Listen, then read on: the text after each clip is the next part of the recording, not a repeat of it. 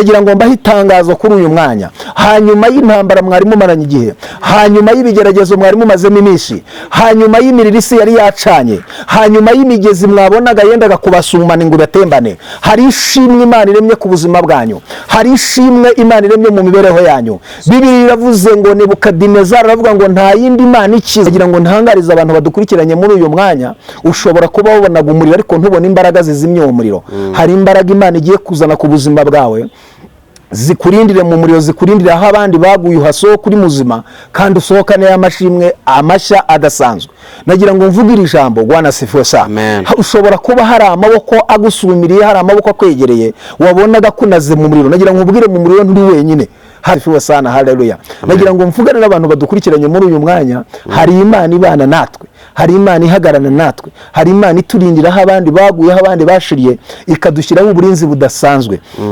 Imana yabwiye Yakobo iramubwira ngo nuca mu migezi ntizagutembana, nuca mu muriro ntabwo uzashya. Nagira mbabwire, hari igihe ubona inyanja ukibagirwa icyo Imana yavuganye nawe, ariko nubona inyanja ukabona ibyagutembana, jya wibuka ijwi ry'Imana ryavuganye nawe ko nugera mu muriro utazashya. N'imigezi Imana igiye gutanga ku buzima bwanyu, hari amahanga Imana igiye gutanga ku buzima bwanyu, hari ibintu Imana igiye kwemera ibitange, ariko wowe ubeho. Imana ishimwe cyane. Hari ahantu ugiye kunyuzwa hakomeye kandi urahasohokana y'amashimwe. Nagira ngo ntangariza abantu bamaze igihe mu buzima bubakomereye, ku bantu bavuganye n'Imana. Usanga abantu benshi bavuga ngo Imana yavuze ibi, nibyo koko Imana yarabivuze, ariko mu bintu Imana yavuze ntigeze ivuga ko tutazahura n'ibibazo, ntigeze ivuga ko tutazahura n'amakuba, ntigeze ivuga ko tutazahura n'imigezi, ntigeze ivuga ko tutazahura n'ibigeragezo, ntigeze ivuga yuko tutazanagwa mu miriro. Oya, Bibiliya ikivuze hari yavuze ngo muzaca mu miriro, ntabwo muzashya n'ibirimi byawe ntibizagufata, ariko ntiyigeze ihakana ngo ivuge ngo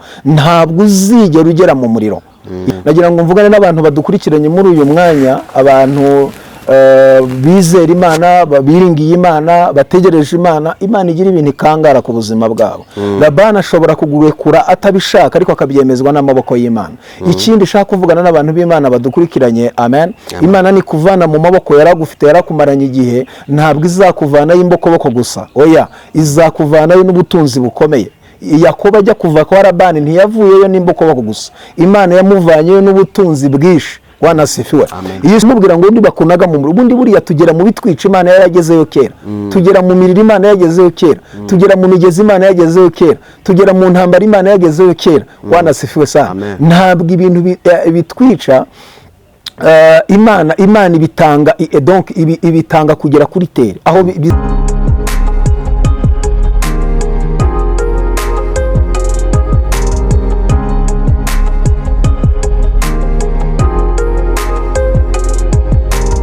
tubashimire bakunzi bacu, bakunzi bakadasohoka, muri abantu umumaro, muri abantu Imana iduhaye kugira ngo tubane muri ubu ubuzima bw'isi, ariko tukabamo twubaha Imana, dukunda Imana.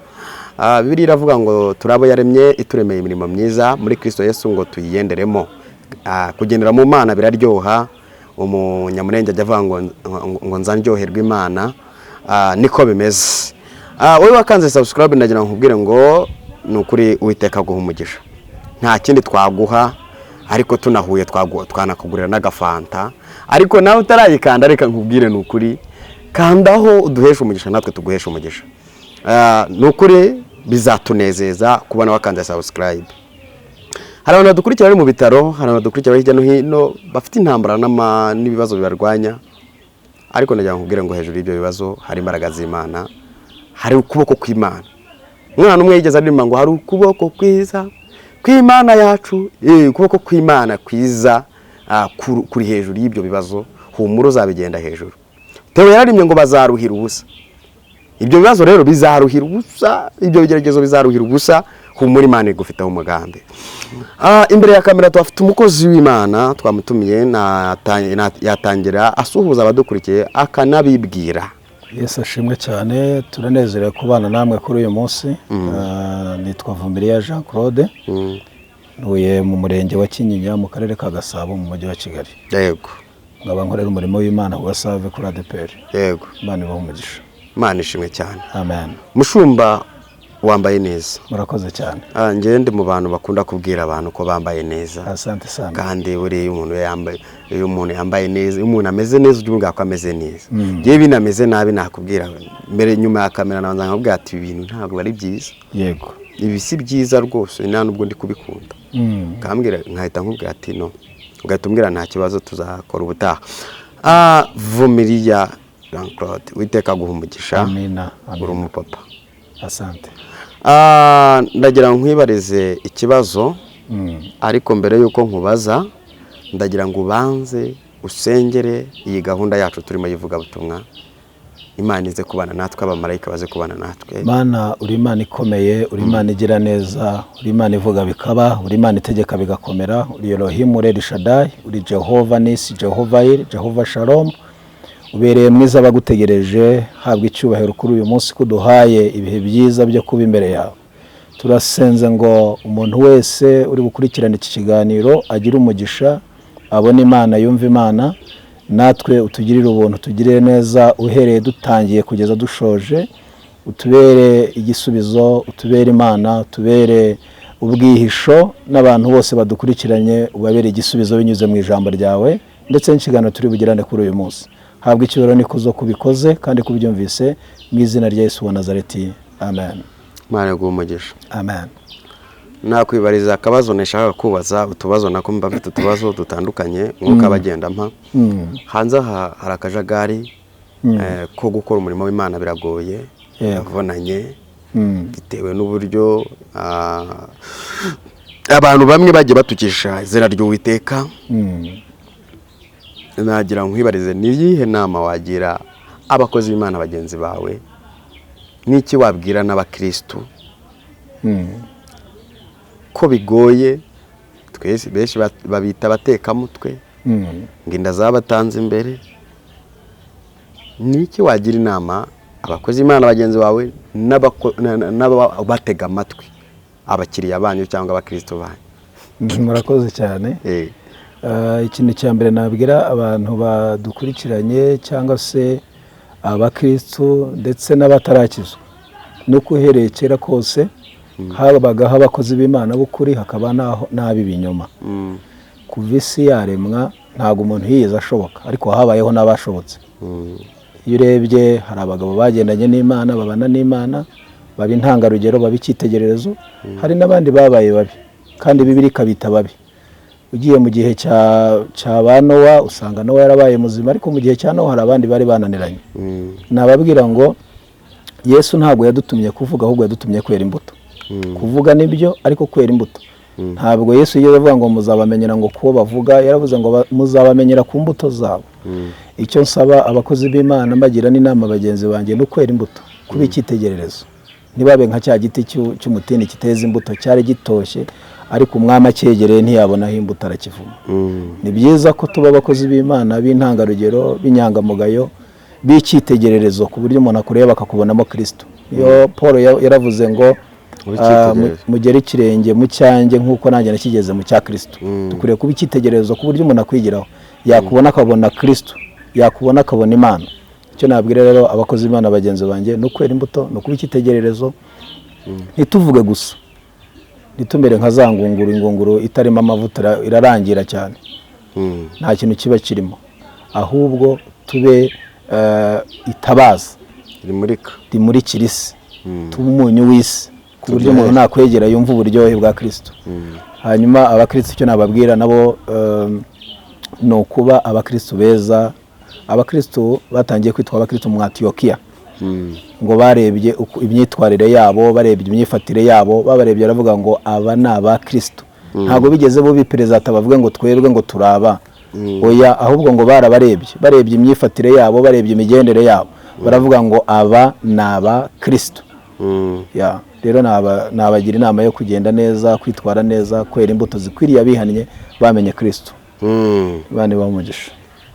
Mushumba, abakristo bamaze iminsi bitotombera ibintu bijyanye n'imaturo n'ibyacumi, ariho nahereye mvuga ngo bari kubita abantu b'inda ndende, ariko njye siko mbibona.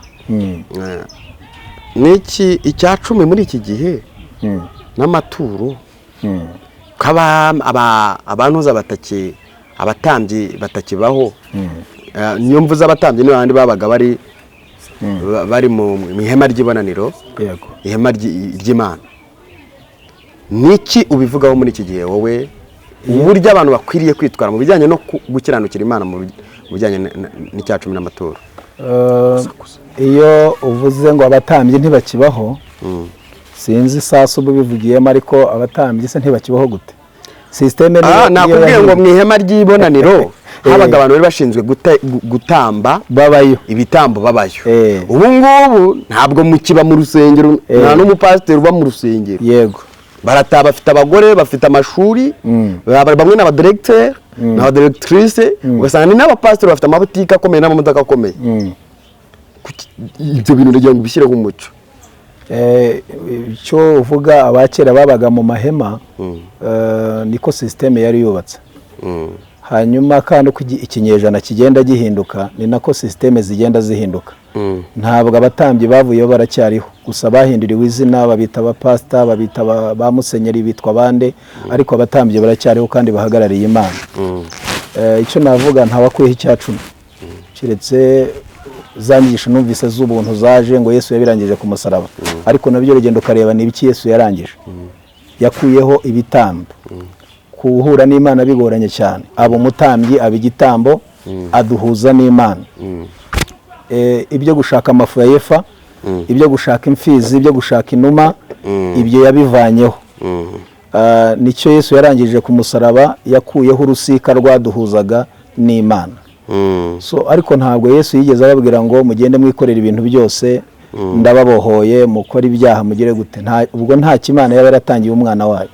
Yatanze umwana wayo kugira ngo dukizwe, kugira ngo tutarimbuka, ahubwo duhabwe ubugingo buhoraho. Rero Bibiliya nta hantu ivuga ngo ntimuzatanga icya cumi, ntimuzatanga amaturo. Niba wemera Bibiliya, ndayemera, emera icyo Bibiliya ivuze, gendera ku mahame n'amategeko ya Bibiliya. Mukiba abakristo, gendera muri Bibiliya, ntabwo ari ukubiba. Nta wigeze ajya mu mufuka w'umuntu ituro, ntawe uza ngo ubwire ngo ritange ku ngufu, ritangwa n'umutima ukunze. Hari icya cumi, iryo ni ihame.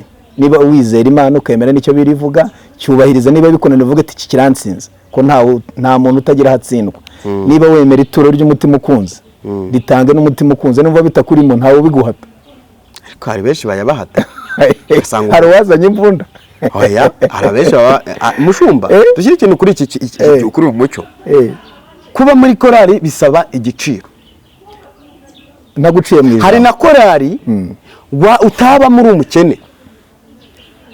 Ibi bintu byaje mu rusengero bimeze nk'ibimina. Icyo si ikimina. Niba korali igira iniforume, ikagira ibyuma, sibyo? Utekereza nyine ko urayibamo, se uragenda uyibemo nta niforume ugira, nta nkweto, nta myenda. Bivuze ngo harabamereye kuba muri korali n'abatabyemerewe. Nta utabyemerewe. Kuki mutateranya muri korali ngo mumufashe ayibone ko afite umuhamagaro w'Imana? Icyo wagira inama abo baririmbyi cyangwa n'abantu baba mu bintu runaka, wabagira inama ko umuntu udafite ubushobozi bamufasha kugira ngo nawe abone iyo niforume, ariko si ihame kugira ngo bamufashe. Hari n'amakorali nzi akomeye, kuyijyamo bisaba diplome, warize kandi ufite n'akazi. Udafite akazi ntabwo yibamo. Aya ntabwo nyasi. Nk'urugero sindayabona. Nyiguha urugero ngewe, nyivugire kuri kamera, nayivuga. Nayivuga ikomeye kandi iyo mu muki.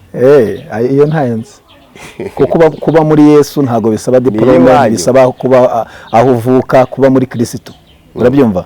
Yesu yatwakiriye twese, abagufi, abarebare, inzobe, ibikara, abize, abatarize, n'abakiriyeho iteka nk'ababaraba. Yesu yarabakiriye. Iyo korali rero iyo miziro iracyayifite n'iyakera. Abo bantu wabagira inama yo gusoma Bibiliya neza. Yego. Kumva icyo Yesu yavuze, cyangwa bakagiye donc bakigira kuri Kristo, bakareba icyo bagomba gukora. Niba Yesu ntawe yaheje, nawe ntawe ugomba guheza. Agakiza nta muntu gahejweho. Umuntu wese ubishaka ukemera Yesu Kristo nk'umwami n'umukiza, uwo arakizwa kandi akaba umwana w'Imana. Ntabwo bavuga ngo twe turashaka abantu bavuka mu mujyi. Muri forumire z'agakiza kwa Mana ntabwo ari byo batubwira. Niba umwemeye ukamwizera, uraba umwana w'Imana.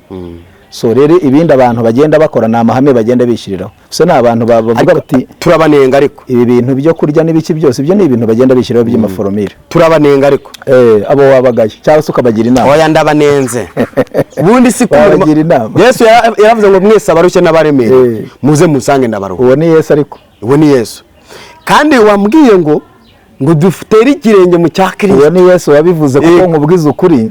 none se hari abo yaruhuye hari n'abataruhuye. buriya hari ikintu wenda twebwe tutashobora nk'abantu, ariko Paul yaravuze ngo shobozwa byose na Kristo umpa imbaraga. siko yavuze? niko yavuze. So ni ukuvuga ngo rero ntabwo wakwakira ibandi uzi ko ari ibandi ngo riraze mu rugo urara utanakinze, kandi uzi ko ripfumura amazu ritera gatarinari ndetse ryica n'abantu. kuko Yesu yahamagaye indaya, yahamagara nako ngo ni inyamibwa, ni indangamirwa.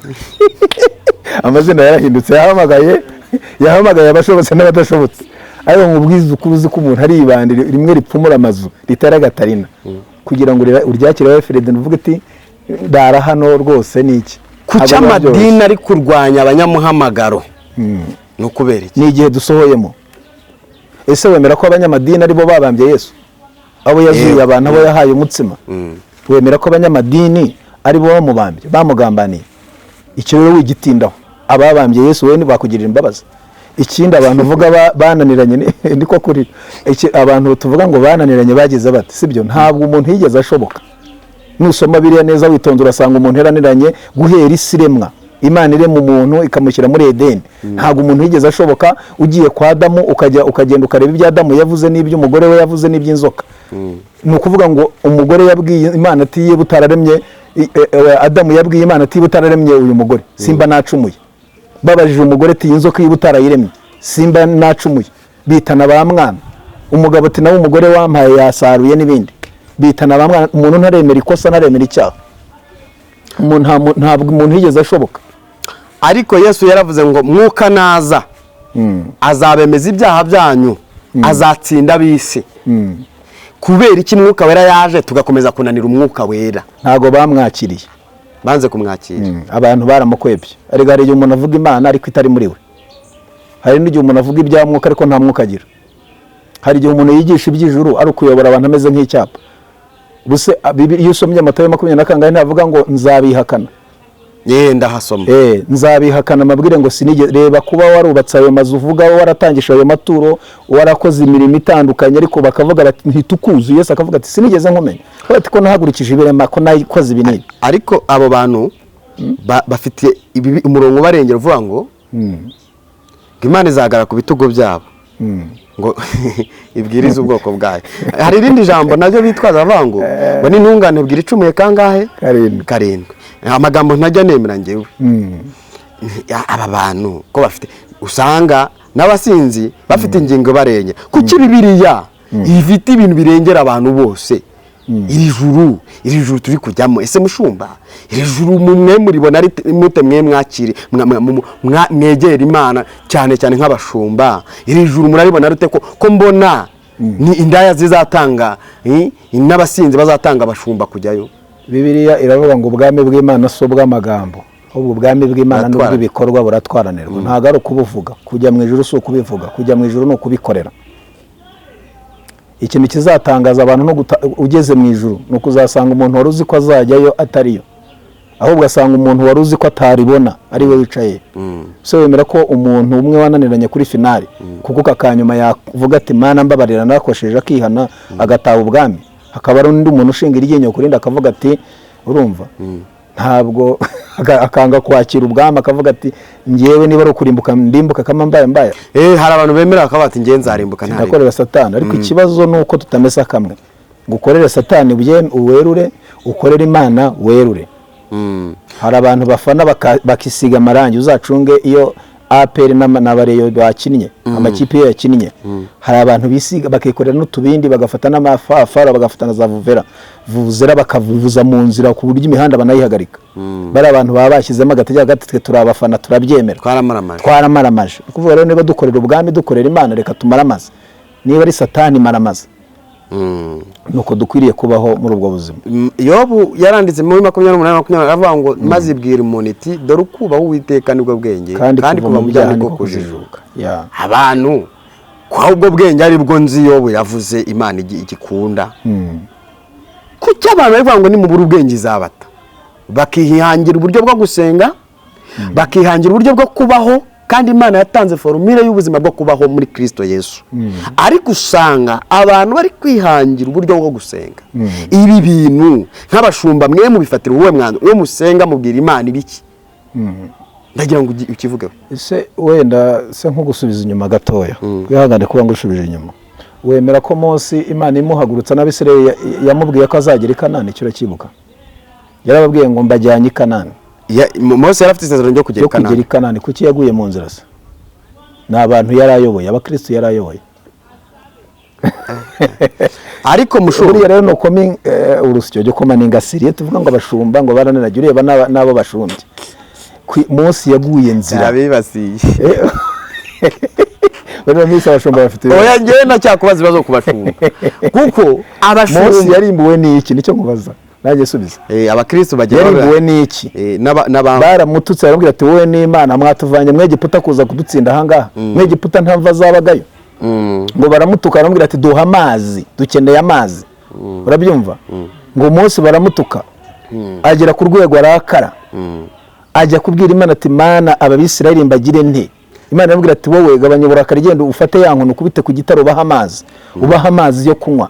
Agenda n'uburakari. Yabwiye Imana arabwira ati abisirayeli basaba amazi narababyaye. Uzasomera igende nyuma. Narababyaye ariko hari abantu bagira umurengwe. Hari abantu bagira mu ntama harimo ihene. Abashumba benshi barashinzwa ko iyo mumaze kugera ku ntebe y'ubushumba.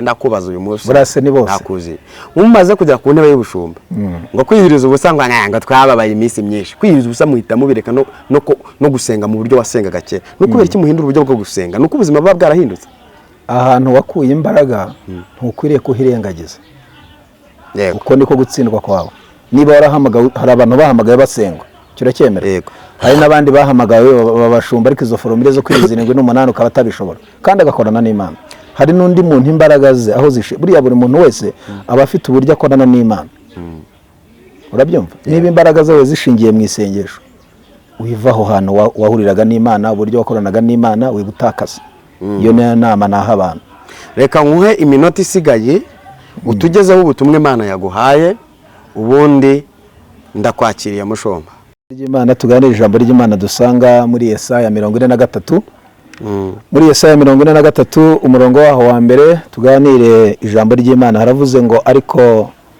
noneho Uwiteka bakuremye wowe Yakobo kandi akakubumba wowe Isirayeli aravuga ati witinya kuko nagucunguye naguhamagaye mu izina ryawe uri uwanjye nunyura mu mazi nzaba ndi kumwe nawe nuca no mu migezi ntizagutembana nunyura mu muriro ntuzashya kandi ibirimi byawo ntibizagufata amen Bwana sifiwe sana amen nagira ngo tuvugane kuri aya magambo Imana yabwiye Yakobo cyangwa se Isirayeli murabyuka ko Yakobo ari we wahinduwe Isirayeli yahuye n'Imana Imana imuhindurira izina iyo uhuye n'Imana Imana ikora ikintu kigaragaza ubumana bwayo Yakobo yahuye n'Imana afite imiruho afite inkurikizi murabyibuka ko yabaye kwa Labani hafi imyaka 20 yatendeye abagore imyaka 14 amara imyaka 5 aragira umukumbi bamuriganya kubera ko nawe yakoze ikintu cyo kuriganya yariganyije mukuru we ubutware yariganyije mukuru w'umugisha ibyo bintu rero byaramukurikiranye naho yagiye yari afite inkurikizi yari afite ibintu bimukurikirana ariko agira amahirwe Imana ijya kumuvana kwa Labani nusoma Bibiliya avuga ngo Imana isanga Yakobo iramubwira ngo tahi wanyu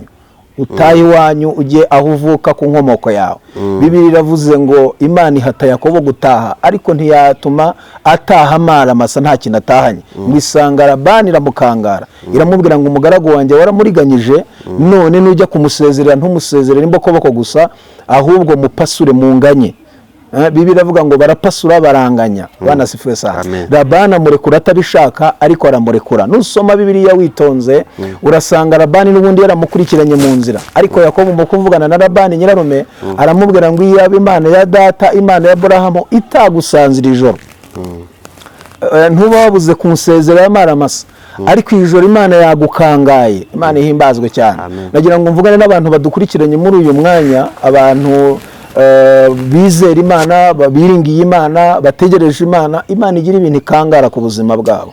Labani ashobora kugurekura atabishaka, ariko akabyemezwa n'amaboko y'Imana. Ikindi shaka kuvugana n'abantu b'Imana badukurikiranye, amen. Imana ni kuvana mu maboko yaragufite, yarakumaranye igihe, ntabwo izakuvanayo imbokoboko gusa, oya, izakuvanayo n'ubutunzi bukomeye. Yakobo ajya kuva kwa Labani ntiyavuyeyo n'imbokoboko gusa, Imana yamuvanyeyo n'ubutunzi bwinshi. Wanasifiwe. Iyo usomye Itangiriro muri 32 usanga Yakobo yageze ahantu biravuga ngo araharara. Wanasifiwe sana. Ngo mu gicuku nijoro bari kwambuka, yambuka akagezi Yaboki, yambutse ibintu bye, yambutse abagaragu, yambutse inshoreke, yambutse abana, ngo amaze kubyambutsa agaruka inyuma, asigarayo wenyine arasenga. Bibiliya biravuga ngo ahita ahura na marayika bakirana ijoro ryose. Yakobo akabwira sinkurekura utamaye umugisha. Ngo bugeze mu rukerera marayika aramubwira ngo ndekura kuko bukeye abantu bagiye kutubona. Yakobo aramubwira ati sinshobora kukurekura utamaye umugisha. Nusoma Bibiliya ngo yamuciye n'umutsi wa kwinyonga uyitako, urareguka. Ariko Yakobo ngo arakomeza aramufata. Marayika aramubaza ngo urinde, aramubwira ngo nitwa Yakobo. Marayika aramubwira ati ntuzongera kwitwa Yakobo ukundi, kuko wakiranyije Imana n'abantu ukanesha, ahubwo uzitwa Isirayeli, kuko wakiranyije Imana n'abantu ukanesha. Biravuga ngo amuhera umugisha aho hantu. Haleluya. Amuhera umugisha aho hantu, ngo ahita Penuweli. Yakobo aravuga ngo kuko ndebesheje Imana n'amaso yanjye sinapfa. Biravuga ngo arenga uwo musozi acumbagira ayinyagurika, bitewe nuko marayika hari umutsi yagize gute yakozeho urareguka. Iyo duhuye n'Imana itwakuba Yakobo ikaduhereza ubumana. Wanasifiwe sana. Kuri uyu munsi ndashaka kuvuga iki? Ku bantu bavuganye n'Imana usanga abantu benshi bavuga ngo Imana yavuze ibi. Nibyo koko Imana yarabivuze, ariko mu bintu Imana yavuze ntigeze ivuga ko tutazahura n'ibibazo, ntigeze ivuga ko tutazahura n'amakuba, ntigeze ivuga ko tutazahura n'imigezi, ntigeze ivuga ko tutazahura n'ibigeragezo, ntigeze ivuga yuko tutazanagwa mu miriro. Oya, Bibiliya ikivuze hariya yavuze ngo muzaca mu miriro, ntabwo muzashya n'ibirimi byawe ntibizagufata. Ariko ntiyigeze ihakana ngo ivuge ngo ntabwo uzigera ugera mu muriro. Iki Imana ntabwo yigeze ikivuga ku bayizera, ahubwo ikintu Imana yemeye ku buzima bw'abayizera. Ya 32 avuga ngo amakuba n'ibyago by'umukiranutsi ni byinshi, ariko Uwiteka amukiza muri byose. Inshingano z'Imana ku buzima bw'abayizera ni ukubarindira mu byabica. Buri Imana ishobora kutakuvana mu bigeragezo, ishobora kutakuvana mu bibazo, ikaguha imbaraga zigutuza mu bibazo nk'uri mu bisubizo. Ikindi abantu bose ubona babaye muri Bibiliya bakaba intangarugero, bakaba icyitegererezo, ntabwo ari uko batigeze bahura n'ubuzima bw'ibibazo n'ibigeragezo. Bahuye n'amakuba, bahuye n'ibyago, bahuye n'intambara, bahuye n'ibibarwanya, bahuye n'ibigeragezo, ariko Imana bizeye, Imana bakiriye, barindira muri bya bintu bahagazemo.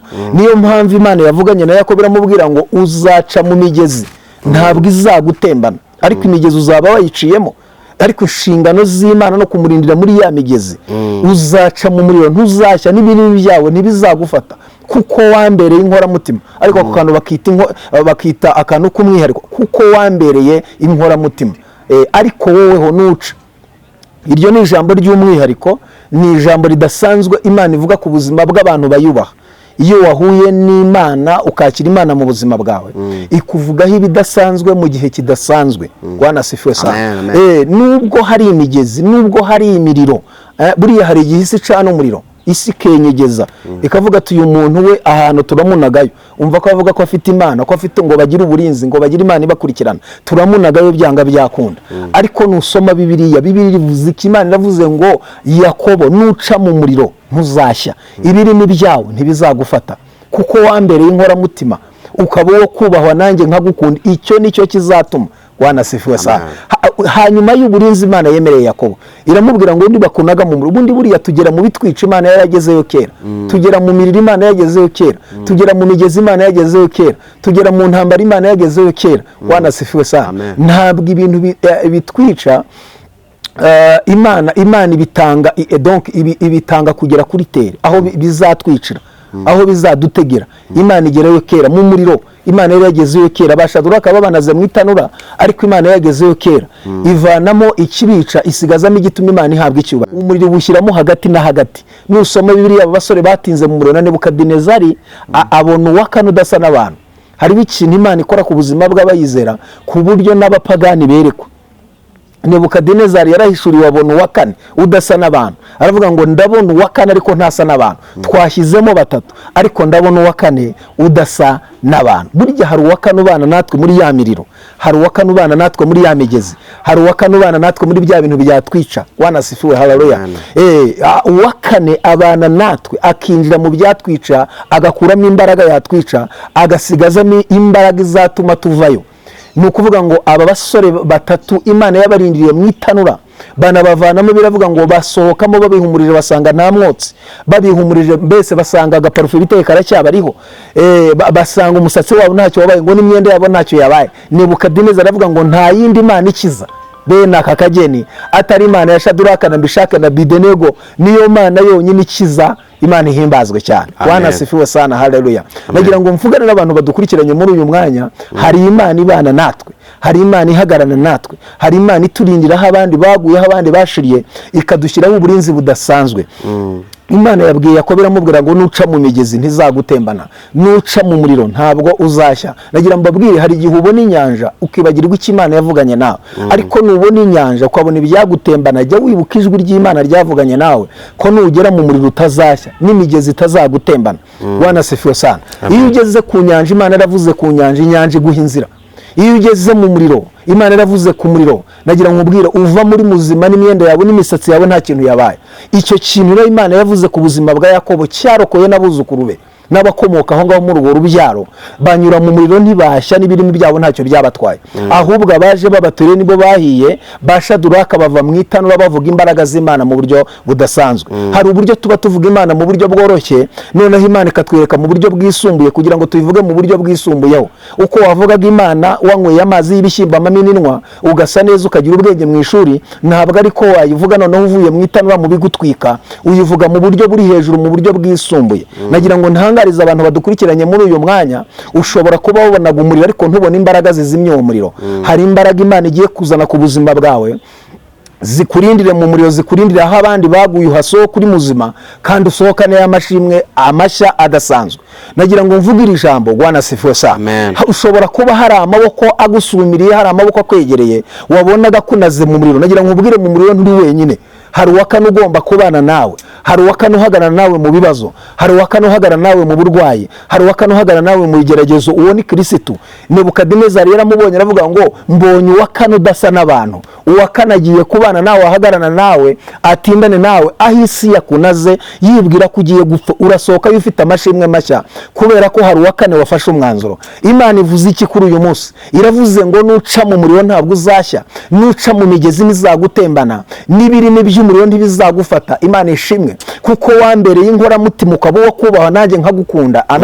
Imana ibwiye Yakobo iramubwira ngo icyo nicyo kizatuma. Imana ishimwe cyane. Hanyuma yuko umaze kuba inkoramutima y'Imana, hanyuma yuko umaze kuba mu buzima bwubaha Imana, bwubahisha Imana, hari ikintu Imana ivuze. Iravuze ngo nzatanga amahanga nyatange ku bwawe. Amahanga n'aba adahagije ntanga Iseba, Iseba niyo badahagije ntanga Etiyopiya, Etiyopiya niyo badahagije ntanga Egiputa.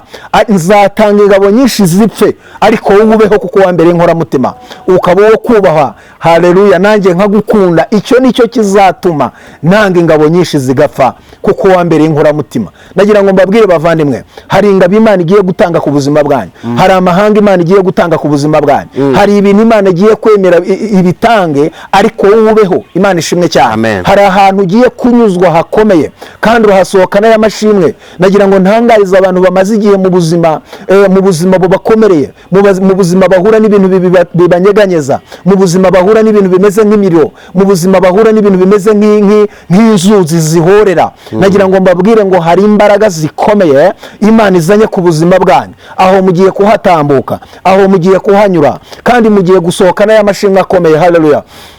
Iyo usohotse mu bigeragezo, iyo usohotse muri izo ntambara, iyo usohotse mu itanura, iyo usohotse mu bigezi, nta kindi kibaho ni ukwamamaza ishimwe ry'Imana yawe. Nebukadinezari yaravuze ngo umuntu uzasenga iyindi Mana atari Imana y'aba basore azatemagurwe ndetse n'urugo rwe ruzahinduke icyavu. Nta yindi Mana ikiza bene aka kageni. Nagira ngo mbahe itangazo kuri uyu mwanya, hanyuma y'intambara mwari mumaranye igihe, hanyuma y'ibigeragezo mwari mumazemo iminsi, hanyuma y'imiriro isi yari yacanye, hanyuma y'imigezi mwabonaga yendaga yendaga kubasumana ngo ibatembane. Hari ishimwe Imana iremye ku buzima bwanyu, hari ishimwe Imana iremye mu mibereho yanyu. Bibiliya iravuze ngo Nebukadinezari aravuga ngo nta yindi Imana ikiza bene aka kagenda atari Imana ya Shaduraka.